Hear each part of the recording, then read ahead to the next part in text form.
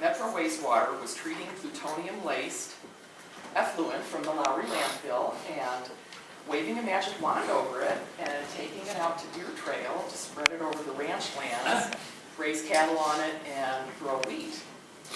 And at that time, I was serving as Arapahoe County Planning Commissioner in the 90s, and I met Adrienne when she came to testify against the absurd plan.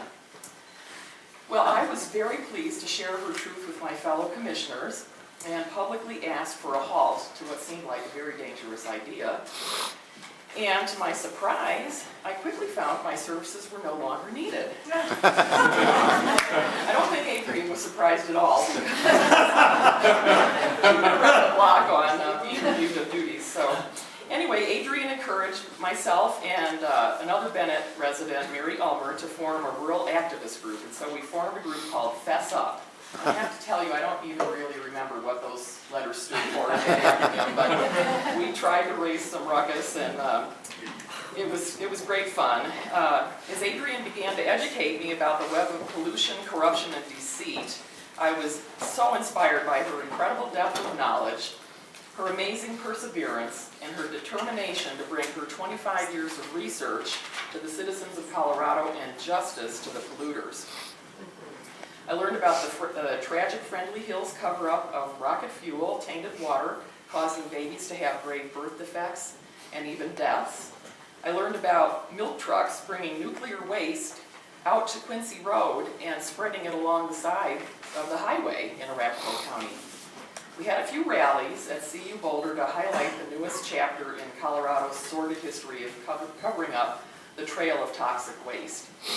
Adrienne had an uncanny ability to persuade working journalists to share her devastating findings with the public, and Pulitzer Prize-winning journalist Eileen Wellsome, who was mentioned earlier, and Christian Scientist author Gillian Lloyd wrote profound pieces which garnered national attention. I'm going to read a quote to you from the Boulder Weekly to illustrate. This is a little politically incorrect, but bear with me. This is Wayne Laugesen, by the way, and he says, when crusading against hazards posed by the Lowry bombing range, Anderson worked side by side with Leslie Hanks, Vice President of Colorado Right to Life. I'm not active in the pro-life movement, she said, but I actively support Leslie Hanks. She's a wonderful woman and we're good friends, and I don't believe this notion that life doesn't begin with the first cell. It does. Given that fact, there are a lot of quandaries regarding abortion. That's not an easy or cost-free statement for a progressive environmental studies instructor to make while fighting to win back her job at a university obsessed with all that's politically correct.